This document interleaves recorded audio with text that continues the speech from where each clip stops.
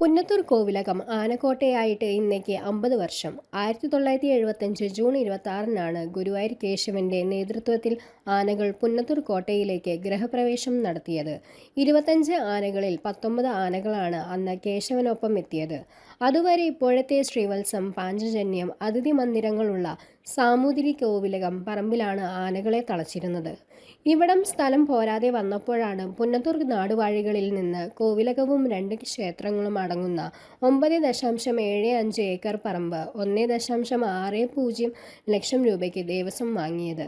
അതിനു മുമ്പ് 1960-കളിൽ ദേവസ്വത്തിന്റെ ആനകളെ മുളയം, മാന്താമംഗലം, പുല്ലംകണ്ടം എന്നിവിടങ്ങളിൽ മേയാൻ വിട്ടിരുന്ന കാലവുമുണ്ടായിരുന്നു. ആനത്താവളത്തിൽ കാലെടുത്ത് വെക്കും മുമ്പ് അവിടെയുള്ള തോടിന് മുകളിലെ പാലത്തിന്റെ ഉറപ്പ് പരിശോധിക്കാനെന്ന പോലെ ഗുരുവായൂർ കേശവൻ 2 തവണ ചവിട്ടി നോക്കിയെന്ന് പഴമക്കാർ പറയുന്നുണ്ട്. പുന്നത്തൂർ രാജാവ് വലിയ ദേവവർമ്മ രാജ, ഊരാളൻ മല്ലശ്ശേരി കൃഷ്ണൻ നമ്പൂതിരിപ്പാട്, തന്ത്രി ചേനാസ് പരമേശ്വരൻ നമ്പൂതിരിപ്പാട്, അഡ്മിനിസ്ട്രേറ്റർ NK നാരായണക്കുറുപ്പ് എന്നിവർ ചടങ്ങിൽ പങ്കെടുത്തിരുന്നു. പുന്നത്തൂർ കോട്ടയെന്ന് നാട്ടുകാർ വിളിച്ചിരുന്ന ഇടം അങ്ങനെ ആനക്കോട്ടയെന്ന് അറിയപ്പെടാൻ തുടങ്ങി. ആനത്താവളത്തിലെ ഗജസമ്പത്ത് ഒരു ഘട്ടത്തിൽ 66 വരെ ഉയർന്നിരുന്നു.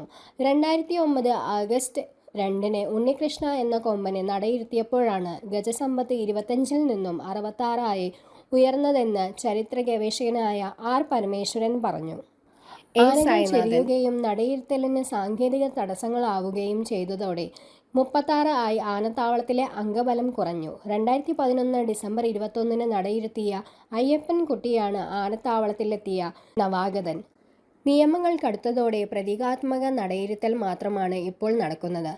ആനക്കഥകളിൽ തിടംപേറ്റി നിൽക്കുന്ന ഗുരുവായൂർ കേശവൻ, പത്മനാഭൻ തുടങ്ങി ഒട്ടേറെ പ്രസിദ്ധരായ കൊമ്പന്മാരുടെ വാസഗേഹമായിരുന്നു ആനത്താവളം. കേശവനെ കുറിച്ച് ഭരതൻ സംവിധാനം ചെയ്ത ഗുരുവായൂർ കേശവൻ എന്ന സിനിമ തന്നെ ഉണ്ടായി. ഒട്ടേറെ സിനിമകൾക്ക് ആനത്താവളം ലൊക്കേഷൻ ആയിട്ടുണ്ട്. വടക്കൻ വീരഗാഥയുടെ പ്രധാന ലൊക്കേഷൻ ആനത്താവളമായിരുന്നു. അതിനൊരുക്കിയ സെറ്റ് കൃഷ്ണമൂർത്തിക്ക് കലാസംവിധാനത്തിനുള്ള ദേശീയ പുരസ്കാരം നേടിക്കൊടുത്തു. 1985-ൽ റിലീസ് ചെയ്ത നസീറും മധുവുമെല്ലാം അഭിനയിച്ച വെള്ളം എന്ന സിനിമയിലും ആനത്താവളം വിശദമായി കാണാം. 2 സിനിമകളുടെയും തിരക്കഥ MT-യുടേതായിരുന്നു, സംവിധാനം ഹരിഹരനും. 1982-ൽ ഏഷ്യാഡ് നടന്നപ്പോൾ അതിൽ പങ്കെടുക്കാൻ ഇവിടെ നിന്നും 9 ആനകൾ ഡൽഹിയിലേക്ക് പോയി. ഏഷ്യാഡ് അപ്പു എന്നറിയപ്പെട്ട ആ ഏഷ്യാഡിന്റെ ഭാഗ്യചിഹ്നമായി ആനത്താവളത്തിലെ കുട്ടിക്കൊമ്പൻ കുട്ടി നാരായണനെയാണ് പരിഗണിച്ചിരുന്നത്.